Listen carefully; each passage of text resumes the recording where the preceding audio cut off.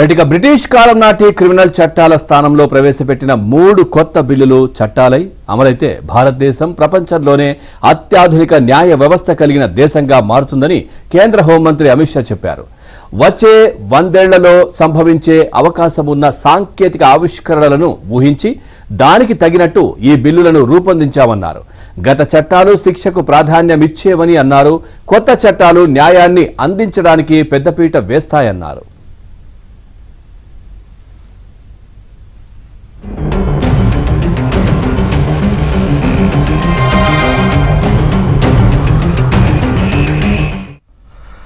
మనిషి కేంద్రంగా నేర న్యాయ వ్యవస్థలో సంపూర్ణమైన మార్పులు తీసుకువచ్చే లక్ష్యంతో వీటిని తీసుకొచ్చామని అన్నారు. క్రిమినల్ చట్టాలను భర్తీ చేయడానికి తీసుకొచ్చిన 3 కొత్త బిల్లులను లోక్సభ నిన్న మూజువాణి ఓటు ద్వారా ఆమోదించింది. ఇండియన్ పీనల్ కోడ్ 1860 స్థానంలో Bharatiya Nyaya Sanhita code of criminal procedure act 1898 స్థానంలో Bharatiya Nagarik Suraksha Sanhita Indian evidence act 1872 స్థానంలో భారతీయ సాక్ష్య బిల్లులను కేంద్ర హోంమంత్రి అమిత్ షా గత వారం ప్రవేశపెట్టారు. ఈ సందర్భంగా బిల్లుల గురించి వివరించారు.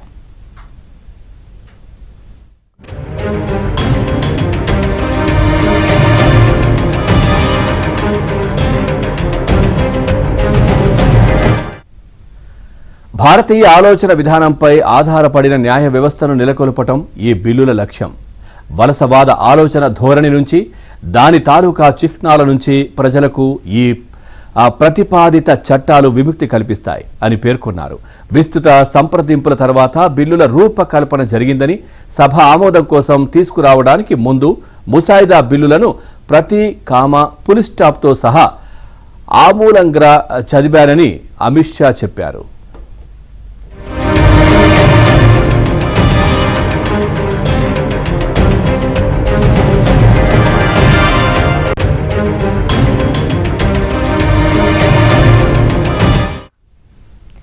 ఉగ్రవాదంపై ఇంతకు ముందు మన దేశ చట్టాలు సరైన నిర్వచనం లేదని, ప్రస్తుతం తెచ్చిన బిల్లుల్లో దాని గురించి స్పష్టత ఉంది అని తెలియజేశారు.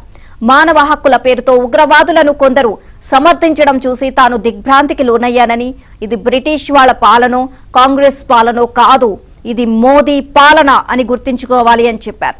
ఇక్కడ ఉగ్రవాదులను రక్షించడానికి చేసే ఏ వాదనను సహించబోము. ఈ కొత్త చట్టాల్లో ఎటువంటి నిబంధనలు చేశామంటే ఏ ఒక్క ఉగ్రవాది కూడా తప్పించుకోవడానికి వీలుండదు అని తెలియజేశారు.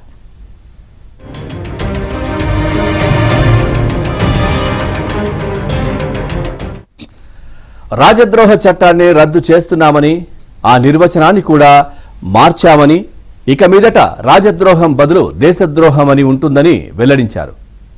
ప్రజాస్వామ్యంలో ప్రభుత్వాన్ని విమర్శించే హక్కు అందరికీ ఉంటుంది. అయితే భారతదేశ ప్రతిష్టను దిగజార్చేలా ఎవరు మాట్లాడినా సహించే పరిస్థితి ఉండదు. దేశ జెండా, భద్రత, ఆస్తులతో ఎవరు చెలగాటమాడినా జైలుకెళ్లాల్సిందే అని హెచ్చరించారు. మూక దాడి జరిపి హత్య చేసే నేరానికి మరణశిక్షను ఈ కొత్త బిల్లులు ప్రతిపాదిస్తున్నాయని అమిత్ షా తెలిపారు.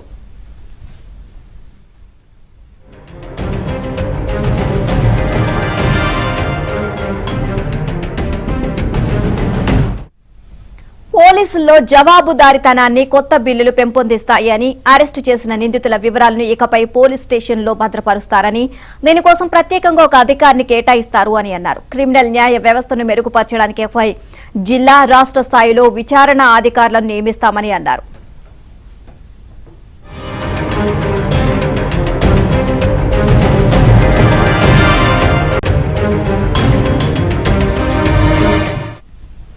కొత్త బిల్లుల ప్రకారం మహిళలు ఈ ఎఫ్ఐఆర్ దాఖలు చేయవచ్చునని అన్నారు. 2 రోజుల్లో సదరు మహిళ ఇంటికి అధికారులు ప్రత్యుత్తరం పంపిస్తారని, బాధితులు ఇక మీదట తమకు తక్షణం అందుబాటులో ఉన్న ఏ పోలీస్ స్టేషన్లోనైనా 0 ఎఫ్ఐఆర్ దాఖలు చేయవచ్చునని, 24 గంటల్లో దానిని సంబంధిత పోలీస్ స్టేషన్కు బదిలీ చేస్తారని అమిత్ షా తెలిపారు. రోడ్డు ప్రమాద ఘటనల్లో ప్రమాదానికి కారణమైన వ్యక్తి బాధితులను ఆసుపత్రికి తీసుకువెళ్తే శిక్ష తీవ్రత తగ్గుతుందని, అలా కాకుండా తప్పించుకుంటే కఠినమైన శిక్ష పడుతుందని చెప్పారు.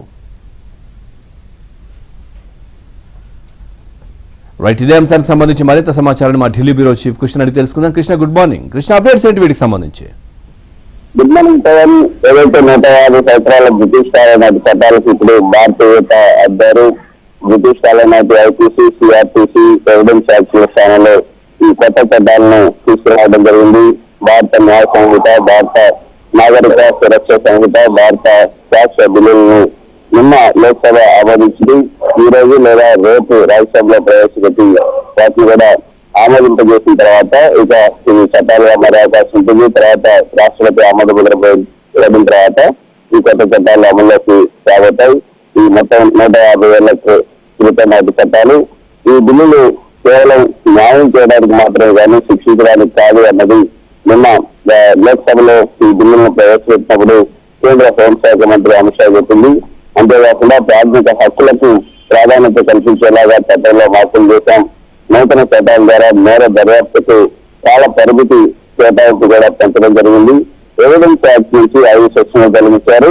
అదేవిధంగా రాజద్రోహం సెక్షన్ ను తొలగించారు. దేశద్రోహం మాత్రం అలానే ఉంటుంది. అంటే ప్రభుత్వాన్ని తిట్టే రాజద్రోహం కింద గతంలో కేసులు పెట్టేవాళ్ళు, కానీ ఇప్పుడు ప్రభుత్వాన్ని తిట్టినా కూడా రాజద్రోహం కింద కేసులు ఉండవు. ఇక దేశాన్ని మాత్రం తిడితే దేశానికి వ్యతిరేకంగా కనుక కుట్రలు చేస్తే ఖచ్చితంగా శిక్షను కొనసాగిస్తారు. మూగదాడికి శిక్ష 7 ఏళ్లు జైలు శిక్షను ఈ కొత్త చట్టంలో విధించారు. గ్యాంగ్ రేప్ 20 ఏళ్లు జైలు శిక్ష లేదా జీవితకాలం జైలు శిక్ష. డిజిటల్ ఎవిడెన్స్ కూడా పరిగణలోకి తీసుకునేలాగా చట్టంలో మార్పులు చేశారు. దేశద్రోహం కేసుకు జీవిత ఖైదు నుంచి 7 ఏళ్ల జైలు శిక్షను మార్చడం జరిగింది. నేరం చేసిన వారు పారిపోయిన వారు నేరం చేసి పారిపోతే 90 రోజుల్లో లొంగిపోవాలి, లేకపోతే వాళ్ళ తరఫున ప్రభుత్వ న్యాయవాదులు పెట్టి తీర్పును వెలువరిస్తారు. దోషులను విదేశాలకు తీసుకొచ్చి ఉరి కూడా వేస్తారు. మైనర్ బాలిక పైన అత్యాచారానికి జీవిత ఖైదు, అదేవిధంగా బాలిక చనిపోతే ఉరి శిక్షను విధించే కొత్త సెక్షన్ ఈ యొక్క కొత్త చట్టాల్లో ఉంచడం జరిగింది. మహిళలకు ఈఎస్ఐఆర్ నమోదు చేసుకునే అవకాశం కల్పించారు. అదేవిధంగా అరెస్ట్ అయినటువంటి వ్యక్తి కుటుంబీకులకు సమాచారం ఇవ్వాలి.